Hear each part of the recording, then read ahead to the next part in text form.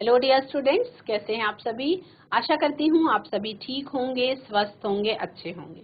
ICT virtual classroom Dehradun में आप सभी का स्वागत करती हूँ।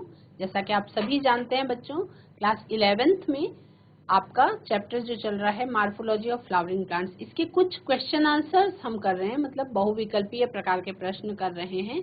तो बिना देरी किए हुए हम स्मार्ट बोर्ड पे आप देखते रहेंगे और उसके बाद क्वेश्चन आंसर्स को आप क्या करेंगे, नोट करेंगे। जब भी मैं आपको बोलूंगी कि आप इसको नोट करें तो प्लीज आप उसको नोट करेंगे।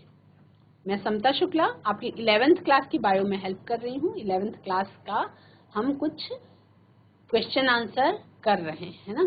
हमने क्या कल के सेशन में, मतलब लास्ट सेशन जो हमारा था उसमें हमने क्या देखा था बच्चों। लास्ट सेशन में हमने देखा था कि जो कुछ जीरोफिटिक प्लांट्स होते हैं, जो कुछ मरुस्थलीय पौधे होते हैं, उनकी किस तरह से उनमें फोटोसिंथेसिस होती है परफॉर्म, उसके बारे में हम बात कर रहे थे। जैसे आपको अपुंशिया प्लांट जो होता है, जिसे हम सामान्य भाषा में क्या कहते हैं, नागफनी कहते हैं। इसको हम क्या कहते हैं, नागफनी। नागफनी क्या, इसका जो शेप होता है वो नाग के फन के आकार का होता है, कुछ ऐसा, और ऐसे ऐसे उसमें लगे होते हैं क्या, कांटे, कांटे जैसी संरचना होती है।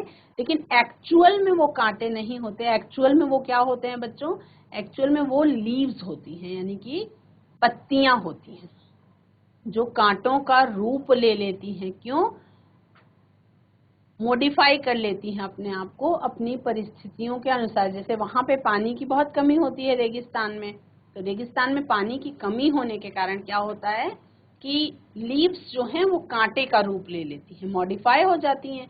और उसके बाद क्या होता है, जो स्टेम है वो फ्लैशी होती है, यानी कि बहुत मांसल होती है, बहुत मोटी होती है। और उससे क्या होता है, तने से ही फोटोसिंथेसिस की, यानी कि प्रकाश संश्लेषण की प्रोसेस होती है। और पानी का ह्रास ना हो, पानी नुकसान ना हो, इसलिए पत्तियां जो है वो कांटे के रूप में होती है, जिससे पानी जो है वेस्ट नहीं होता है। फंक्शन ऑफ फोटोसिंथेसिस इन अपुंशिया कैसा है, plant is performed by stem, तने के द्वारा ये प्रक्रिया होती है इसमें, which is thick fleshy and flattened structure, है ना। एक मोटा मांसल संरचना होती है, फ्लैट संरचना होती है, जिसमें क्या प्रेजेंट होता है, क्लोरोफिल प्रेजेंट होता है, और भोजन भी उसी में स्टोर होता है। और इसे हम क्या कहते हैं, फाइलोक्लेड कहते हैं। ऐसी स्पेसिफिक पत्तियों को हम क्या कहते हैं, फाइलोक्लेड कहते हैं। तो ये सभी बच्चे नोट करेंगे। अपुंशिया की जो मांसल फ्लैशी मोटी थिक पत्तियां होती हैं, पत्तियां नहीं स्टेम होती है, पत्ती जैसी दिखाई पड़ती है, स्टेम्स जो होती हैं उन्हें हम फाइलोक्लेड कहते हैं। समटाइम्स द स्टेम, कभी कभार क्या होता है, about one internode long modifies into a leaf-like structure to carry out photosynthesis in asparagus. They are present in axil of scale leaves, while true leaves are reduced to scales or spines. Similarly, हम ये देख रहे हैं आपका ट्रेपा में assimilatory roots present होती हैं। अगर हम ट्रेपा की या टाइनोस्पोरा की बात करें, these roots grow outside the soil, develop chlorophyll in them and perform photosynthesis. यानी कि यदि आपसे पूछा जाए कि कौन सा पौधा ऐसी है जिसकी जड़ें जो है वो प्रकाश संश्लेषी हैं, प्रकाश संश्लेषी जड़ें, तो एग्जाम्पल क्या है बच्चों, ट्रेपा का एग्जाम्पल है, जिसमें जड़ों में क्लोरोफिल डेवलप हो जाता है और प्रकाश संश्लेषण की प्रक्रिया फिर उसमें होती है ना। ये किसका है, एसिमिलेटरी रूट्स ऑफ ट्रेपा को देखेंगे आप। इसका लीफ लैमिना कैसे होता है, किस तरीके से पल्वाइनस ऑफ पेटियोल होता है। नेक्स्ट क्वेश्चन देखेंगे, in swampy areas like the Sundarbans in West Bengal, plants bear special kind of roots called. Swampy areas का मतलब क्या होता है, ऐसी जगहें जो दलदली होती हैं, मतलब जहाँ पे पानी भरा हुआ होता है, लेकिन जो सॉइल के अंदर क्या होता है, वायु जो है वो ढंग से नहीं पहुंच पाती, यानी कि स्वैम्पी एरियाज का मतलब क्या होता है, जैसे सुंदरबंस के डेल्टा की बात हो रही है, वो स्वैम्पी एरियाज कहलाते हैं। ऐसे दलदले क्षेत्र जहाँ पे जमीन के नीचे ऑक्सीजन की सप्लाई प्रॉपर नहीं होती, क्योंकि जो सॉइल के पार्टिकल्स हैं उनके बीच में एयर स्पेस नहीं पाया जाता है। वो स्पेशल काइंड के रूट्स जो है बनाती हैं। अब दिमाग की बत्ती जलाएंगे, थिंकिंग प्रोसेस में क्या देखेंगे, there are many plants that can grow in swamp areas like, कौन कौन से प्लांट्स का नाम है, वाटर लिली, सिप्रेस ट्रीज, और ये सुंदरबंस में है हेलोफिटिक मैंग्रोव फॉरेस्ट, है ना। सुंदरबंस में ज्यादातर क्या है, मैंग्रोव फॉरेस्ट, क्या है, मैंग्रोव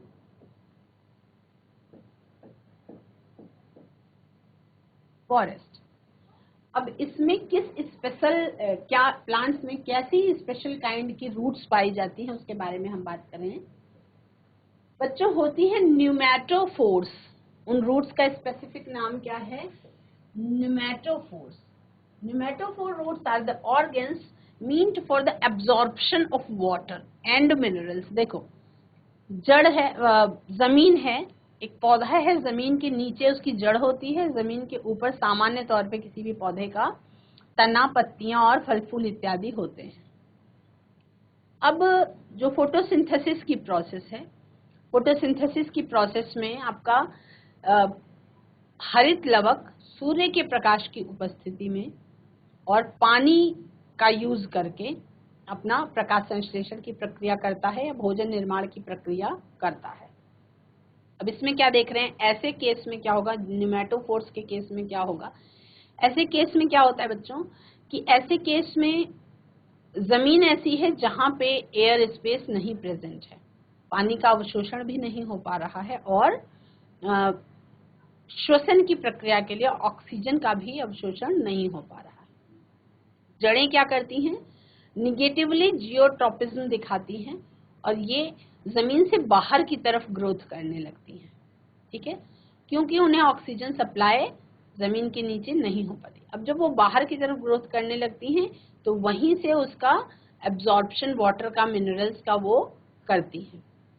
ऐसी एरियाज में जड़ें जो है वो नीचे से ऊपर की तरफ, यानी जमीन से ऊपर, जैसे तना ग्रो कर रहा है, नेगेटिवली जियोट्रोपिज्म दिखा रहा है, सेम ऐसा ही रूट्स भी दिखा रही है। सामान्य तौर पे क्या होता है, जो रूट्स हैं वो पॉजिटिवली जियोट्रोपिज्म दिखाती हैं, है ना। सामान्य तौर पे जो रूट्स हैं वो पॉजिटिवली जियोट्रोपिज्म दिखाती हैं, लेकिन राइजोफोरा के केस में, है ना, न्यूमेटोफोर्स रूट्स के केस में क्या होता है, cells of roots require O2 to respire. सभी कोशिकाओं को श्वसन की प्रक्रिया के लिए किसकी आवश्यकता होती है बच्चों, O2 की, ऑक्सीजन की आवश्यकता होती है। In swampy areas soil does not have air, swampy areas में हवा नहीं होती है मृदा में, so no O2 is available to them, तो उनको क्या है, ऑक्सीजन जो है वो नहीं मिलती है। Such cases roots come out of the soil, shows negative geotropism and breath after coming in contact with air. Rhizophora, such roots are called pneumatophores and respiratory roots. Such roots are called pneumatophores, respiratory roots. ऐसी जड़ें क्या कहलाती हैं, pneumatophores, respiratory roots कहलाती हैं।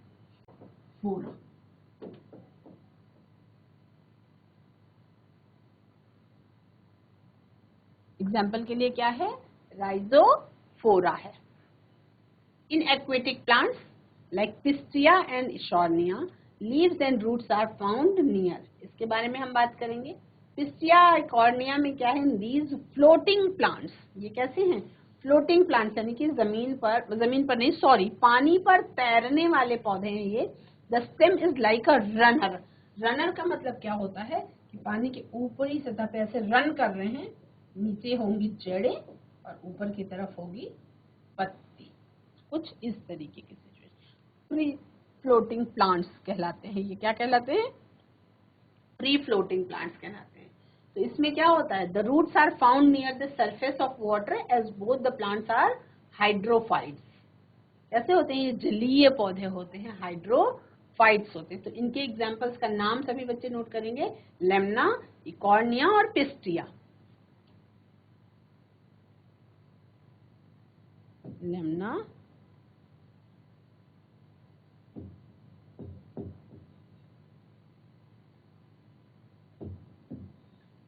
अर्निया,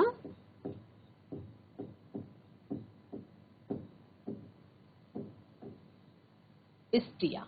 ठीक है, 3 चीजें। आगे बढ़ेंगे।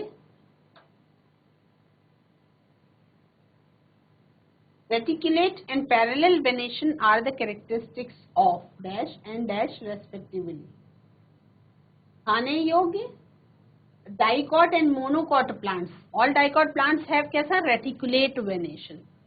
सभी द्विबीजपत्री पौधे जो हैं उनमें कैसा पाया जाता है, रेटिकुलेट वेनेशन पाया जाता है। और सभी जो एक बीजपत्री पौधे हैं उनमें क्या पाया जाता है, समानांतर शिराविन्यास पाया जाता है। उसकी पत्तियों में कैसा होता है, समानांतर शिराविन्यास पाया जाता है। तो ये कहा गया है कि रेटिकुलेट और पैरेलल वेनेशन जो कैरेक्टरिस्टिक है वो डाइकॉट और मोनोकॉट का है। किसका है, तो डाइकॉट एंड मोनोकॉट। तो यहाँ पे आपका डाइकॉट आएगा इस जगह पे। अगर आप सेंटेंस को कंप्लीट करते हैं तो डाइकॉट एंड यहाँ पे आएगा मोनोकॉट रेस्पेक्टिवली। ठीक है, तो इसको सभी बच्चे क्वेश्चन को और आंसर को दोनों को नोट करेंगे। क्वेश्चन आंसर सभी बच्चे नोट करते रहेंगे। In epigynous flower, next देखते हैं question number 8। In epigynous flower, ovary is situated below the, question number 8 देखेंगे बच्चों। In epigynous flower, ovary is situated below the, epigynous flower में क्या होता है, ovary is situated below the thalamus। हाँ, thalamus का मतलब क्या है कि जो ओवरी है ना, उसकी सिचुएशन क्या है, जो उसके दूसरे वर्ल्स हैं, calyx, Corolla, androecium, gynoecium.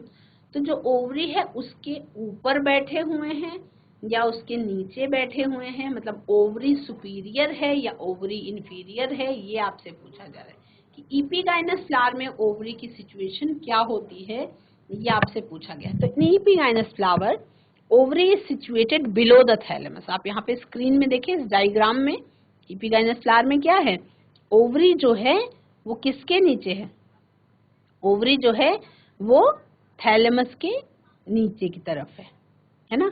while the other whorls of flower like sepals, petals and androecium, बाह्य दल पुंज या दल पुंज या पुंकेसर जिसे हम पुमंग कहते हैं, ये सब जितने हैं वो ओवरी के ऊपर लगे हुए हैं, है ना।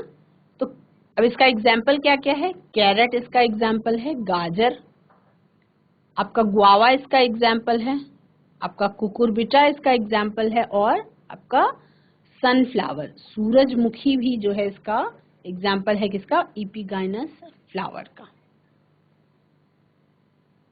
इसको सभी बच्चे प्रश्न को भी और उत्तर को भी नोट करेंगे, और खास तौर पे ये चित्र बनाना आपके लिए जरूरी है। आप चित्र बनाएंगे और इपीगाइनस फ्लावर नीचे लिखेंगे तो आपको समझ में आएगा कि आप ओवरी के सिचुएशन की बात कर रहे हैं, कि सारा कुछ जो है वो कैसा है, ओवरी नीचे है, सारा कुछ जो है उसमें ऊपर है।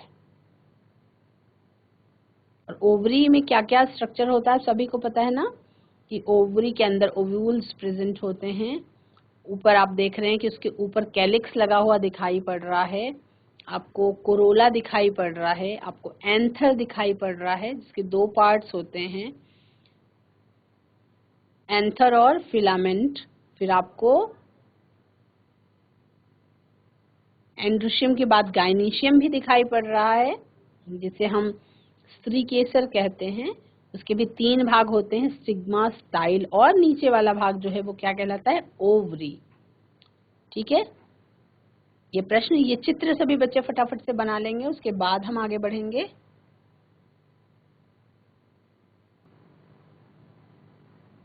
क्वेश्चन नंबर 9 देखें बच्चों।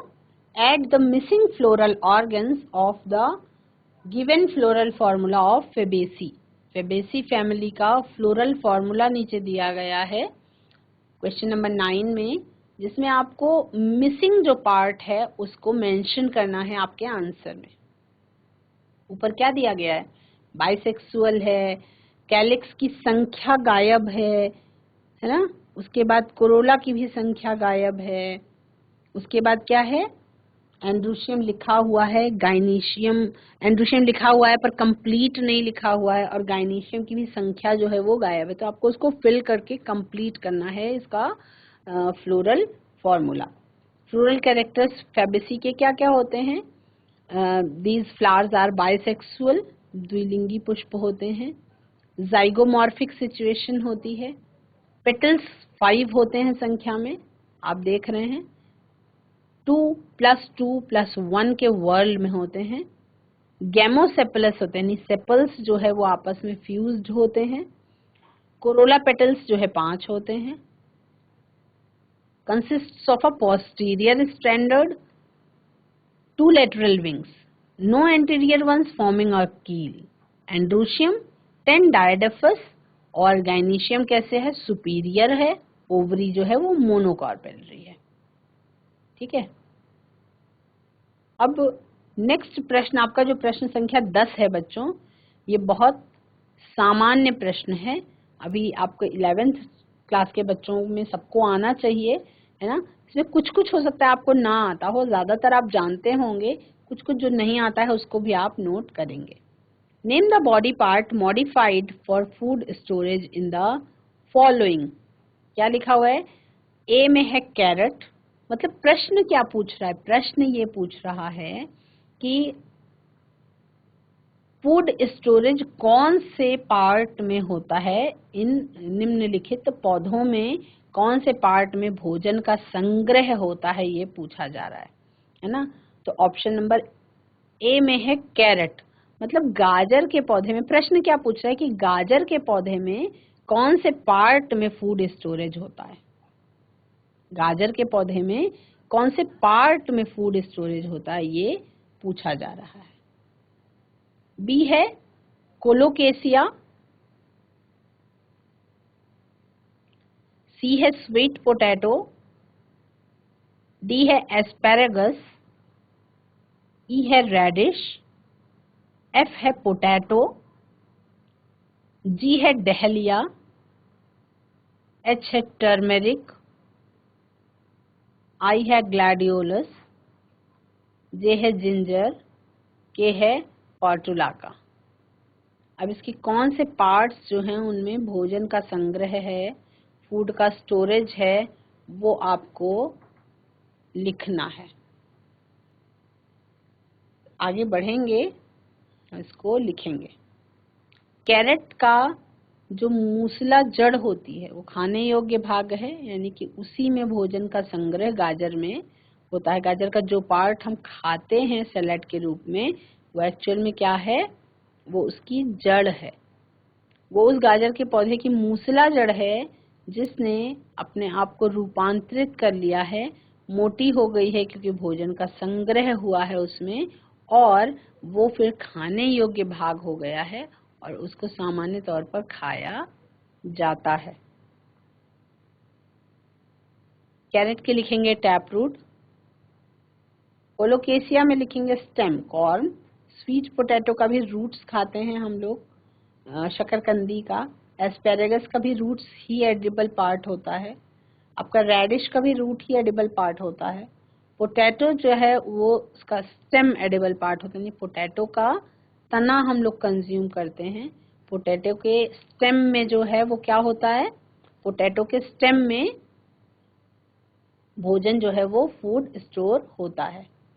डहलिया एडवेंटिशियस रूट, टर्मेरिक का स्टेम मॉडिफाई होता है, यानी उसमें भोजन का संग्रह होता है।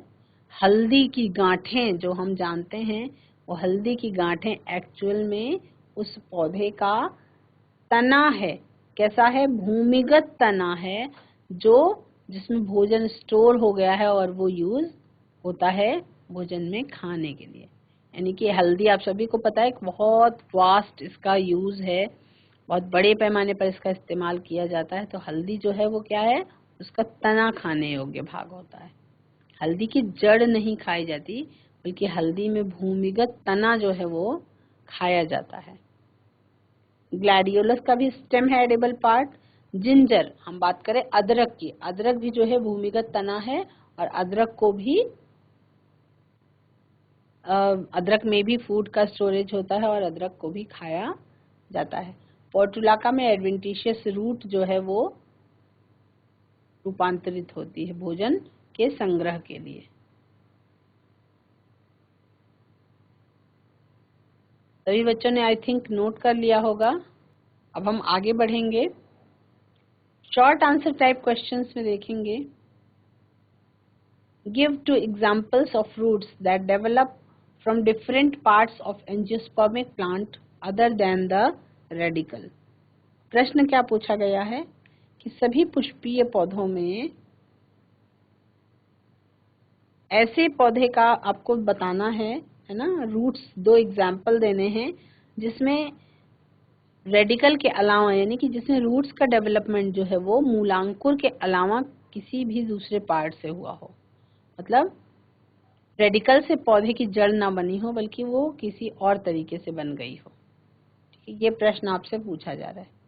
तो हम बात करें इन बैनियान ट्री, हम अगर बरगद के पेड़ की बात करें तो आप सभी ने बहुत मतलब आई थिंक सभी ने बरगद का पेड़ देखा होगा। बरगद के पेड़ में क्या होता है बच्चों, बहुत विशालकाय पेड़ होता है, बहुत बड़ा पेड़ होता है।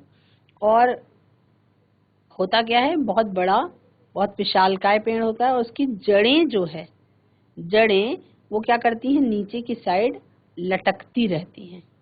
जड़ें जो है क्या करती हैं, वो नीचे की साइड में लटकती रहती हैं। तो इन बनियान ट्री प्रॉप रूट्स, इन्हें हम क्या कहते हैं, इस प्रकार की जड़ों को हम प्रॉप रूट्स कहते हैं, यानी कि इन्हें हम सहारा जड़ें कहते हैं। इन banyan tree, prop roots develop from the lower nodes of stem of banyan tree, यानी लोअर नोड्स ऑफ स्टेम से ही ये डेवलप करती हैं। ये आपका रेडिकल वाले पार्ट से डेवलप नहीं करती हैं, है ना। They grow downwards and touch the soil, नीचे की तरफ गति करती हुई बढ़ती हैं आगे, पॉजिटिवली जियोट्रॉपिज्म शो करती हैं, और उसके बाद फिर क्या करती हैं, वो जमीन को छू जाती हैं, टच कर देती हैं सॉइल को। Prop roots are meant for support, ये जो प्रॉप रूट्स होती हैं ये सामान्य तौर पे बेसिकली सहारा देने का काम करती हैं। कैसी होती हैं, सहारा देने का काम करती हैं। इन sugarcane stilt roots arise from the lower nodes of stem. हम गन्ने की बात करें, आप राइट हैंड साइड पे अपने स्क्रीन में देख रहे हैं, स्टिल्ट रूट्स ऑफ शुगर केन दिखाया जा रहा है। Stilt roots arises from the lower nodes of stem and enter the soil to provide strength to the plant. ये सॉइल को क्या करती हैं, प्लांट को स्ट्रेंथ देने का काम करती हैं। गन्ने में कहाँ पर, नोड्स और इंटरनोड्स, तो इंटरनोड्स के पर क्या होती है, स्टिल्ट रूट्स जो है वो डेवलप होने लग जाती है ना। This protect the plant against winds, तो ऐसी जड़ें क्या करती हैं, पौधे को हवा से बचाती है। मतलब हवा बहुत तेज हो गई हो यदि, तो वो पौधा गिरेगा नहीं, ऐसी परिस्थिति होती है उसमें। क्वेश्चन नंबर 2 देखेंगे। The essential functions of roots are anchorage and absorption of water and minerals in the terrestrial. Question number 2 है बच्चों, the essential functions of roots are anchorage and absorption of water and minerals in the terrestrial plant. What functions are associated with the roots of aquatic plants, है ना। जैसे terrestrial plants का जो function है वो absorption of water है और encourage है, वैसे ही जलीय पौधों के जड़ों का क्या काम है वो आपसे इस क्वेश्चन में पूछा जा रहा है। How are roots of aquatic plants and terrestrial plants different, किस तरीके से एक्वेटिक प्लांट्स और टेरेस्ट्रियल प्लांट्स की जड़ें जो है उनमें अंतर होता है, उसके बारे में आपको पढ़ना है। तो आज की क्लास में इतना ही। अगले सेशन में इसी क्वेश्चन का आंसर हम जान लेंगे। अभी किसी भी प्रकार की समस्या होने पर आप चैट के माध्यम से या हैंड रेज के माध्यम से पूछ सकते हैं, वो ऑप्शंस आपके पास ऑलरेडी हैं। That's all for today, have a nice day, take care.